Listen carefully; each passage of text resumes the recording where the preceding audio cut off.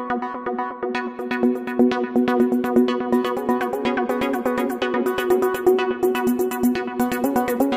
करता हूं अपने YouTube चैनल शिवम ट्यूटोरियल में। दोस्तों, आज की इस वीडियो में हम बात करने वाले हैं बिहार मेडिकल यूनिवर्सिटी पटना के बारे में। दोस्तों, आपको पता होगा कि बिहार गवर्नमेंट है वो इंजीनियरिंग कॉलेज के लिए अलग से एक यूनिवर्सिटी बना दी। उसी तरह से मेडिकल कॉलेज है या फिर मेडिकल से रिलेटेड जितने भी कोर्स हैं उनके लिए एक अलग से बिहार हेल्थ साइंस यूनिवर्सिटी है वो बना दिया है, जिसे हम लोग बिहार मेडिकल यूनिवर्सिटी भी कहते हैं। तो आज के इस वीडियो में हम बात करने वाले हैं इस यूनिवर्सिटी के बारे में। यूनिवर्सिटी गठन करने का पीछे का उद्देश्य है कि आर्यभट्ट नॉलेज यूनिवर्सिटी से बोझ है वो कम करना। आपको पता होगा पहले बहुत सारे इंजीनियरिंग कॉलेज थे, मेडिकल से जितने भी कॉलेज थे, चाहे वो नर्सिंग का हो, पारा मेडिकल का हो, डेंटल का हो, दोस्तों सारे कॉलेज थे वो आर्यभट्ट नॉलेज यूनिवर्सिटी से एफिलिएटेड थे। इस वजह से वो ना तो समय पे रिजल्ट दे पा रहा था और न ही एग्जाम ले पा रहा था। बोझ को कम करने के लिए बिहार के मुख्यमंत्री श्री नीतीश कुमार हैं, उन्होंने निर्णय लिया कि बिहार के इंजीनियरिंग कॉलेज के लिए अलग से यूनिवर्सिटी हो और मेडिकल कॉलेज के लिए एक अलग से मेडिकल यूनिवर्सिटी हो। तो दोस्तों, इसके लिए बिहार सरकार की तरफ से बिहार विधानसभा में एक एक्ट लाया गया जिसका नाम दिया गया बिहार स्वास्थ्य विज्ञान विश्वविद्यालय अधिनियम 2021, यानी Bihar medical science university act 2021 द्वारा बताया गया है कि राज्य सरकार एवं अथवा ट्रस्ट अथवा सोसाइटी द्वारा स्थापित संस्थान जो चिकित्सा की आधुनिक प्रणाली, दंत चिकित्सा, उपचर्या, विभिन्न पैरामेडिकल विधाएं तथा चिकित्सा प्रयोगशाला तकनीक, physiotherapy, occupational therapy, speech therapy, Ayurvedic, यूनानी और होम्योपैथी चिकित्सा पद्धति एवं अंतर विभागीय क्षेत्रों यथा लोक स्वास्थ्य प्रबंधन, स्वास्थ्य अर्थशास्त्र आदि संचालित है। स्वास्थ्य विज्ञान के अन्य प्रक्षेत्रों के पारंपरिक एवं अन्य क्षेत्रों के व्यावसायिक शिक्षा संबंधन करने हेतु एवं इसे सुगम बनाने हेतु बिहार स्वास्थ्य विज्ञान विश्वविद्यालय स्थापित एवं निगमित करने के नियमित। कहने का मतलब है कि जितने भी तरह के कोर्स हैं बिहार में मेडिकल से रिलेटेड, उन सारे कोर्स को एक यूनिवर्सिटी से एफिलिएट करने और इसे सुगम रूप से चलाने के लिए एक यूनिवर्सिटी है उसे गठन किया गया। तो एक्ट है वो लाया गया था और इसी के तहत है वो बिहार मेडिकल यूनिवर्सिटी का गठन किया गया है। दोस्तों, ये बहुत लंबे चौड़े एक्ट हैं और इसमें जो भी इम्पोर्टेंट होंगे वो मैं आपको बता दूंगा, बाकी आप चाहो तो खुद से भी पढ़ सकते हो। यूनिवर्सिटी के बारे में बताया गया है बिहार स्वास्थ्य विज्ञान विश्वविद्यालय के नाम से एक विश्वविद्यालय उस तिथि के प्रभाव से जो राज्य सरकार राजपत्र के अधिसूचना द्वारा निगत करे स्थापित किया जाएगा। यानी कहने का मतलब है कि जो भी डेट सरकार के द्वारा अनाउंस किया जाएगा उस दिन से एक बिहार स्वास्थ्य विज्ञान विश्वविद्यालय है वो बनाया जाएगा। दोस्तों, यहाँ पे इसका हेड क्वार्टर के बारे में बताया गया है, तो हेड क्वार्टर आपको बता दें कि बन चुका है और हेड क्वार्टर इसका पटना में होगा। उसके बाद बताया गया है विश्वविद्यालय की आधिकारिकता का विस्तार संपूर्ण बिहार राज्य में होगा। यहाँ पे यूनिवर्सिटी का जो एक उद्देश्य है उसमें आप देखोगे तो यहाँ बताया गया है कि जो भी डिग्री है, डिप्लोमा का सर्टिफिकेट है, वो सब जांच या फिर मूल्यांकन के बाद प्रदान करना हो, तो वो सारे उद्देश्य इस यूनिवर्सिटी के रहेंगे। समय पे एग्जाम लेना, मूल्यांकन करना, ये सारे काम भी यूनिवर्सिटी के रहेंगे। उसके बाद में किसी भी तरह से अगर किन्हीं को उपाधि गलत तरीके से मिलता है तो उन्हें वापस लेने का भी उद्देश्य है वो इस यूनिवर्सिटी का रहेगा। उसके बाद में और भी नीचे बताया गया है टीचर वगैरह नियुक्त करने के बारे में, तो ये सारे उद्देश्य हैं वो इस यूनिवर्सिटी के पास रहेंगे। के छात्रों के लिए हॉस्टल, हॉल एवं आवास की स्थापना करना, मान्यता देना, उनके स्वास्थ्य एवं समाज कल्याण की समुन्नति के लिए व्यवस्था करना एवं संबद्ध महाविद्यालय एवं विशेषाधिकार प्राप्त संस्थानों का मार्गदर्शन करना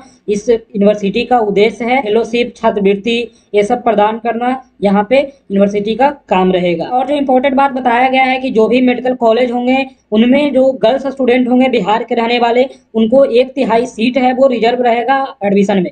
दोस्तों, इस बात की नोटिस है वो बहुत पहले सरकार दे चुकी थी, लेकिन फिलहाल ये लागू नहीं हो पाया है। लेकिन जब ये यूनिवर्सिटी बन चुकी है तो अब आगे से जो भी एडमिशन होंगे उनमें ये सुविधा दिया जाएगा कि 1/3 सीट है वो गर्ल्स कैंडिडेट के लिए रिजर्व रहेगा। उसमें जो भी पीजी कोर्स में एडमिशन लेंगे उनका विशेषज्ञ वार यानी जो स्पेशलाइजेशन होता है उसके अकॉर्डिंग है वो सीट रिजर्व रहेगा। आपको बता दें कि इसका लाभ है वो केवल बिहार राज्य के निवास करने वाली महिलाओं को ही मिलेगा। स्टूडेंट बिहार के रहने वाले हैं और वो यहाँ एडमिशन लेंगे तो उनको रिजर्वेशन है वो मिलेगा, उनका 1/3 सीट है वो यहाँ पे रिजर्व रहेगा। कहा गया है कि बिहार के मुख्यमंत्री अपने पद के फलस्वरूप विश्वविद्यालय के कुलाधिपति होंगे। आपको बता दें पहले जो ये पद होता था वो राज्यपाल के पास होता था, लेकिन बिहार के इंजीनियरिंग कॉलेज, मेडिकल कॉलेज में ये वाली जो पोस्ट है वो बिहार के मुख्यमंत्री के पास रहेगा। जब उपस्थित हो विश्वविद्यालय के दीक्षांत समारोह एवं सीनेट की बैठकों में अध्यक्षता करेंगे।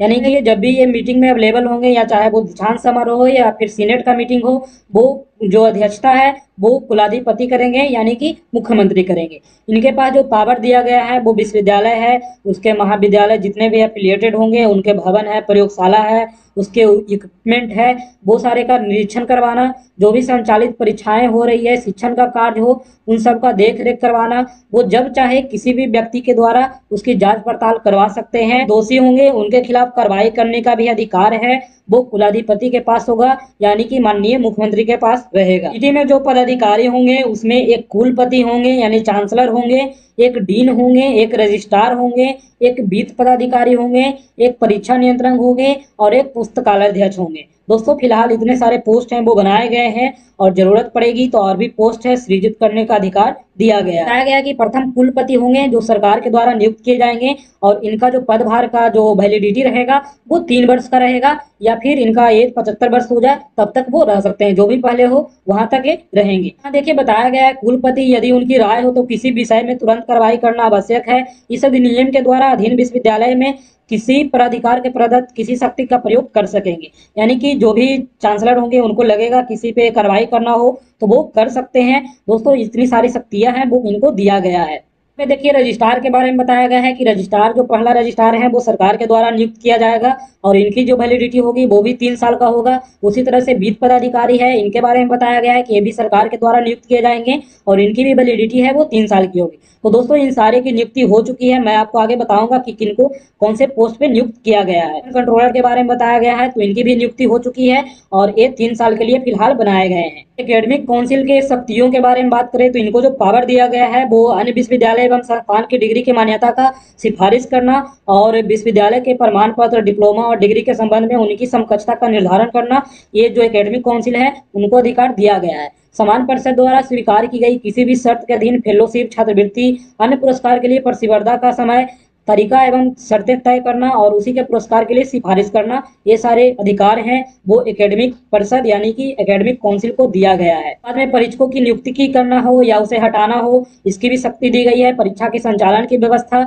उसके जो आयोजन की तारीख है, ये सारे निर्णय लेने का अधिकार है वो एकेडमिक काउंसिल को दिया गया है। यहाँ बताया गया है विभिन्न परीक्षाओं का परिणाम की घोषणा करना एवं समीक्षा करना, ये सारी शक्तियां हैं वो एकेडमिक काउंसिल को दिया गया है। जो भी इंपॉर्टेंट बात है वो यूनिवर्सिटी एक्ट में बताया गया था, वो मैं आपको बताया, आप चाहो तो इसे डिटेल में पढ़ सकते हो। बात करते हैं कि जो न्यू मेडिकल साइंस यूनिवर्सिटी बना है इसमें कौन कौन से कॉलेज हैं वो अफिलिएट होंगे। कुछ लोगों का कहना था कि बस मेडिकल कॉलेज जो चल रहे हैं एमबीबीएस कोर्स के लिए वो सारे ही एफिलिएट होंगे, लेकिन ऐसा नहीं है। आपको बता दें कि जो भी मेडिकल कॉलेज चल रहे हैं एमबीबीएस कोर्स का वो सारे भी एफिलिएट होंगे। इसके बाद में जो भी डेंटल कॉलेज हैं वो सारे एफिलिएट होंगे, नर्सिंग कॉलेज है वो सारे एफिलिएट होंगे। इसके बाद में फार्मेसी कॉलेज हैं वो भी एफिलिएट होंगे, और पारा मेडिकल कोर्स से रिलेटेड जो भी कॉलेज एएनएम जीएनएम कोर्स करवाते हैं या फिर और भी कोर्स करवाते हैं तो वो सारे कॉलेज भी न्यू मेडिकल यूनिवर्सिटी से एफिलिएट हो जाएंगे। आपको बता दें कि medical college and hospital total 10 है वो अभी चल रहे हैं, वो सारे एफिलिएट हो जाएंगे। उसके बाद में ANM GNM BSc nursing related जो भी स्कूल हैं वो 108 है, ये सारे एफिलिएट हो जाएंगे। और फार्मेसी इंस्टीट्यूशन है उसमें टोटल 20 है। दोस्तों ये सारे हैं जो एकेयू से पहले एफिलिएटेड थे और अब वो बिहार मेडिकल यूनिवर्सिटी या फिर बिहार हेल्थ साइंस यूनिवर्सिटी से एफिलिएट हो जाएंगे। एकेडमिक पोस्ट के बारे में बात करें तो एकेडमिक पोस्ट में जो चांसलर बनाया गया है वो डॉक्टर एएन सिन्हा को बनाया गया है। ये पीएमसीएच का पहले प्रिंसिपल रह चुके हैं, वो अब रिटायर कर चुके हैं, उनको चांसलर बना दिया गया है। और जो कुल सचिव हैं यानी कि जिनका रजिस्ट्रार हम बोलते हैं उनको बनाया गया है विमलेश कुमार झा को, यहाँ का रजिस्ट्रार है वो बनाया गया है। एग्जामिनेशन कंट्रोलर के बारे में बात करें तो सत्य प्रकाश जी को यहाँ का एग्जामिनेशन कंट्रोलर बनाया गया है। और जो वित्त पदाधिकारी होंगे वो अमरेंद्र कुमार पांडे होंगे। तो दोस्तों यूनिवर्सिटी का जो मेन पोस्ट है वो इन सारे लोगों को नियुक्त किया गया है, इन्हीं के कंट्रोल में अब यूनिवर्सिटी चलेगी। एग्जाम आपका जब भी लेना होगा वो सत्य प्रकाश झा लेंगे। एग्जामिनेशन से रिलेटेड आपको किसी भी तरह का कोई डाउट रहेगा तो वो जा करके क्लियर आपको सत्य प्रकाश के द्वारा किया जाएगा। दोस्तों जनवरी 2023 में एक बैठक हुई थी कॉलेज को एफिलिएशन को लेकर के। इसमें बताया बिहार स्वास्थ्य विज्ञान विश्वविद्यालय पटना से विभिन्न सरकारी एवं गैर सरकारी संस्थानों की संबद्धता के संबंध में आयोजित बैठक की कार्रवाई। तो यहाँ पे देखिए इसमें जो भी लोग पार्टिसिपेट किए थे उनका नाम दिया गया है। इसमें बताया गया है बैठक में बिहार स्वास्थ्य विज्ञान विश्वविद्यालय पटना के साथ सभी सरकारी गैर सरकारी संस्थानों की संबद्धता के संबंध में बिहार स्वास्थ्य विज्ञान विश्वविद्यालय 2021 के निहित प्रावधानों के आलोक में विचार विमर्श किया गया। बैठक में कुल सचिव बिहार स्वास्थ्य विज्ञान विश्वविद्यालय पटना द्वारा प्रस्ताव दिया गया कि आर्यभट्ट ज्ञान विश्वविद्यालय पटना से संबद्ध सभी सरकारी चिकित्सा महाविद्यालय, दंत महाविद्यालय सहित अन्य अंतर्गत स्थापित नर्सिंग संस्थान है, फार्मेसी संस्थान, पैरामेडिकल संस्थान को दिनांक 1/4/2023 के प्रभाव से बिहार स्वास्थ्य विज्ञान विश्वविद्यालय से संबद्ध किया जाए। कहने का मतलब है कि इसमें जो आदेश दिया गया वो बोला गया कि 1 अप्रैल 2023 से सारे जो नर्सिंग कॉलेज हैं, मेडिकल कॉलेज हैं, फार्मेसी कॉलेज हैं, पैरामेडिकल कॉलेज हैं, डेंटल कॉलेज हैं, इन सारे का एफिलिएशन है वो आर्यभट्ट नॉलेज यूनिवर्सिटी से हटा करके बिहार स्वास्थ्य विज्ञान विश्वविद्यालय से किया जाए, यानी बिहार हेल्थ साइंस यूनिवर्सिटी से कर दिया जाए। इसमें बताया गया है कि बैठक में सभी गैर सरकारी चिकित्सा महाविद्यालय, दंत महाविद्यालय, नर्सिंग संस्थानों, फार्मेसी संस्थान एवं पैरामेडिकल संस्थानों द्वारा बिहार स्वास्थ्य विज्ञान विश्वविद्यालय पटना से संबद्धता प्राप्त करने के संबंध में विचार किया गया कि ये संस्थान ससमय इस विश्वविद्यालय से संबद्धता प्राप्त करेंगे। इसका मतलब है कि जो भी सारे प्राइवेट कॉलेज थे उनसे ये डिस्कशन किया गया कि वो ससमय इस यूनिवर्सिटी के द्वारा एफिलिएशन है वो ले ले, क्योंकि पहले ये सारे कॉलेज थे वो AKU पटना से एफिलिएटेड थे, तो ऑब्वियसली अब जब न्यू यूनिवर्सिटी बन गया है मेडिकल के लिए तो आपको वहां से एफिलिएशन है वो ले लेना चाहिए। गया बैठक में कुल सचिव बिहार स्वास्थ्य विज्ञान विश्वविद्यालय पटना को निर्देश दिया गया कि चिकित्सा संस्थानों को संबद्ध करने की तिथि 1/4 से पूर्व सभी एवं मानव बल की कमी को दूर करना, निबंधन परीक्षा आदि हेतु आवश्यक सॉफ्टवेयर इंस्टॉल करना, अन्य आवश्यक आधारभूत संरचनाओं की कमी को ससमय दूर कर लिया जाए। दोस्तों कहने का मतलब है कि इनको आदेश दिया गया कि 1/4 यानी 1 अप्रैल से पहले वो अपना वेबसाइट बना ले और जो भी मानव बल की कमी यानी कि जो भी व्यक्ति की कमी हो उसे दूर कर ले, निबंधन करना हो या फिर परीक्षा आदि का काम हो, इसके लिए एक सॉफ्टवेयर है वो डेवलप किया जाए। लेकिन एक कैंपस के बारे में बात करें तो कैंपस अभी बना नहीं है, ये फिलहाल टेम्पोररी है, तो फिलहाल ये Chanakya national law university Mithapur में ही चलेगा। इसी के कैंपस से इसका जो संचालन है वो किया जाएगा, ऐसा हमारे पिछले जो मंत्री रहे मंगल पांडे उनको कहना था।